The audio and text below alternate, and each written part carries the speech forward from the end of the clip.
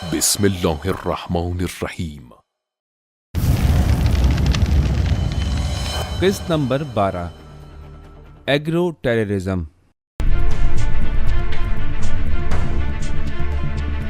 زراعتی ٹیررزم سے ہم پر کون سے خطرات لاحق ہو سکتے ہیں؟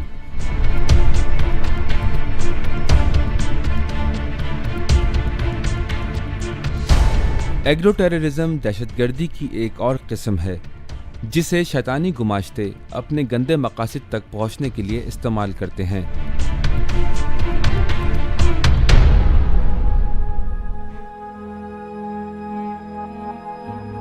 ایگرو ٹیررزم یعنی کہ زراعتی دہشت گردی میں دو اصل ارکان پر توجہ دی جاتی ہے۔ اگنے والی چیزیں جیسے کہ پودے، پیڑ، اناج کی مختلف زراعتی اشیاء جو کہ کاشت کی جاتی ہیں، جیسے چاول، یا وہ چیزیں جو کہ کچن گارڈن میں کاشت کی جاتی ہیں، یا پھل، یا مویشی یا مرغیوں سے مربوط ہے، یعنی کہ مچھلی، بھیڑ بکری، مرغ اور اس طرح کی دوسری چیزیں جو کہ ایگرو ٹیررزم میں آج اس کا ایک خاص مقام ہے، چاہے وہ امریکی زراعتی منصوبوں کی حفاظت میں ہو۔ اگر انٹرنیٹ پر موجود ان کی ڈاکومنٹریز دیکھی جائیں، وہاں وہ بولتے ہیں کہ ان خطروں سے کیسے نپٹا جا سکتا ہے، اور اس کا دوسرا رکن یہ ہے کہ دشمن ممالک کے مقابلے میں ان توانائیوں سے کیسے فائدہ لیا جا سکتا ہے۔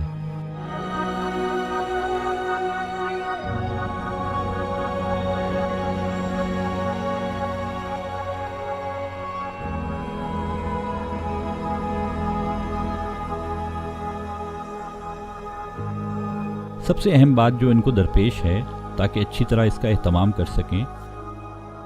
وہ ہے ہر ملک کے باشندوں کی ان کی جینیٹکس کی بناوٹ کے دائرے میں اسٹریٹجک انفارمیشن جمع کرنا، اور اس طرح کی اطلاعات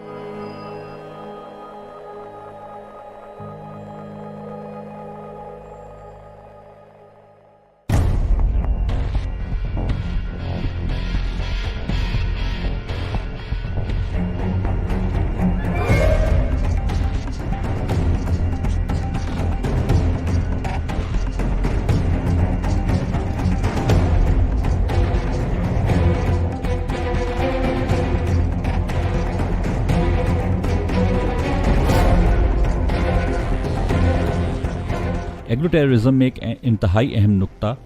گروسری اشیاء، جینیٹیکلی موڈیفائڈ اشیاء اور دوسرے الفاظ میں ٹرانس جینیسس اشیاء کی پیداوار ہے۔ یہاں پر ایگرو ٹیررزم کی پھر سے دو شکلیں سامنے آ جاتی ہیں۔ پہلی یہ کہ یہ لوگ خاص قسم کی اشیاء خوردونوش کو کس طرح سے جینیٹک طریقے سے پیدا کریں، سطح زمین اور اپنے معاشرے سے دور لے جا کر لیبارٹریز میں ان کو کیوں کر پیدا کریں تاکہ اپنے معاشرے کی ضرورت بھی پوری کر سکیں، اور دوسری شکل یہی ہے کہ کس طرح سے اس ٹیکنالوجی کے ذریعے اپنے دشمنوں کے خلاف الٹا فائدہ لیا جا سکے تاکہ ان ممالک کے معاشروں کو تباہ کیا جائے۔ اگر ہم بائیو ٹیررزم اور ایگرو ٹیررزم کے کامن پوائنٹ کو جاننا چاہیں تو وہ یہ ہے کہ دونوں کھانا کھانے سے مربوط ہیں،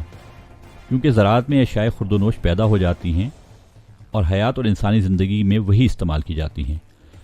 اسی خاطر بائیو ٹیررزم اور ایگرو ٹیررزم میں تمام فوکس کھانے کی چیزوں پر ہے،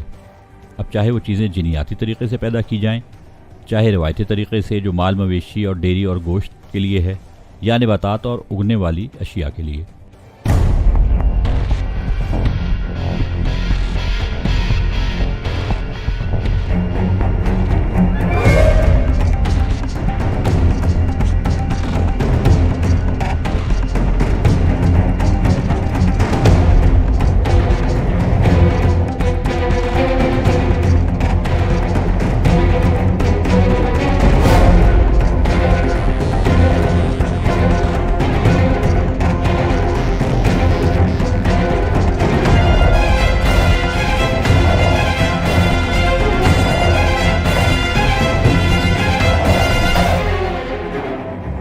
زراعتی دہشت گردی کس قدر خطرناک ثابت ہو سکتی ہے،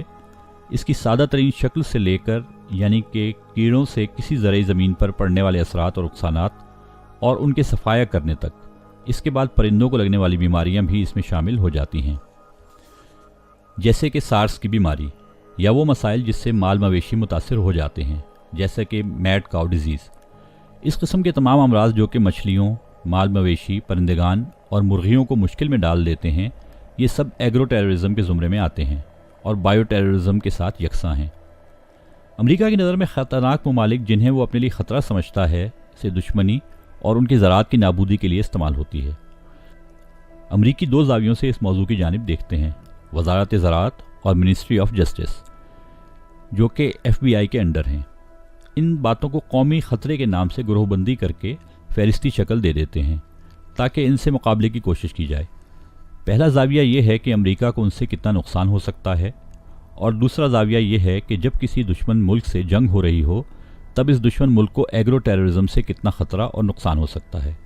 اور کس طرح مال مویشی، مرغیوں، زرعی زمینوں اور اس پر اگنے والی اشیاء کے ذریعے ان پر حملہ کیا جائے۔ میں آپ کی خدمت میں ایک مثال پیش کرتا ہوں۔ پچھلے 10 سالوں میں جب سے سالانہ دسیوں دن ریت کے طوفان سے ایران کے مغربی اور جنوبی علاقوں کے باشندوں کی زندگی متاثر ہوتی ہے، اسی کو آپ دیکھ لیں کہ ریت کا طوفان 2 قسم کی ٹیررزم کی ذمہ داری کے زمرے میں آتا ہے، ایکو ٹیررزم یعنی کہ ماحولیاتی دہشت گردی، اور دوسری ایگرو ٹیررزم۔ آپ فرض کر لیں، میں یہ نہیں کہتا کہ ایسا ہی ہے، بس فرض کر لیں کہ اس طوفان میں زہر ملا لیا جائے،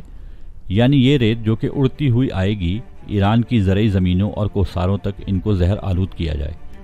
اگر ایسا ہوا، اس کا نتیجہ آپ بعد میں ایلام، کردستان اور خوزستان صوبوں کے جنگلوں میں دیکھ سکتے ہیں کہ وسیع سطح پر ان جنگلوں کے درختوں کو کوئی عجیب آفت لگ گئی ہے، جس کے بعد ان میں سے اکثر نابود ہو جاتے ہیں، یا مال مویشی اور مرغیوں میں بیماریاں دیکھ سکتے ہیں۔ انہی علاقوں میں جنوبی خوزستان سے شمالی خوزستان تک، یا خود خوزستان اور جنوبی صوبوں میں مویشی اور پرندوں میں ایسے کچھ مسائل دیکھ لیتے ہیں جن کی جڑ اسی ٹیررزم میں ملتی ہے۔